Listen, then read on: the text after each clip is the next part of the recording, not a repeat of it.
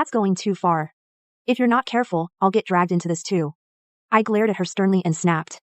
Shut your mouth. That's not for you to say. But instead of being scared, she just rolled her eyes at me. You can keep kissing up to her if you want. I don't care. But don't you dare ruin my plans. As I watched her straighten her clothes, I noticed something at her collar. A thin layer of gauze was peeking out. Clearly, there was more to it. I frowned and warned her, don't do anything to betray your mistress. With your father's connections, you could be matched with a decent servant. Isn't that better than being a mistress? Besides, how much better is a mistress than a maid anyway? Both can be sold off at a moment's notice. Clara sneered. Right, you're so noble. Well, you keep on being noble then.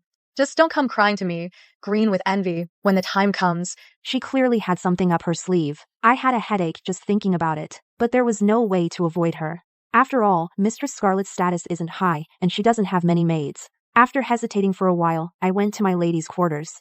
I saw the room next door, guarded by the prince's personal attendant, Thomas. That room is usually for the prince to bathe in, but as for Clara, she was nowhere to be seen. I pursed my lips and entered the room. I saw my lady slumped over the table, half asleep. I patted her shoulder to wake her up. My lady, go sleep in the bed. Mistress Scarlet opened her bleary eyes. She raised her hand and rubbed her right eye. I still have to wait for the prince.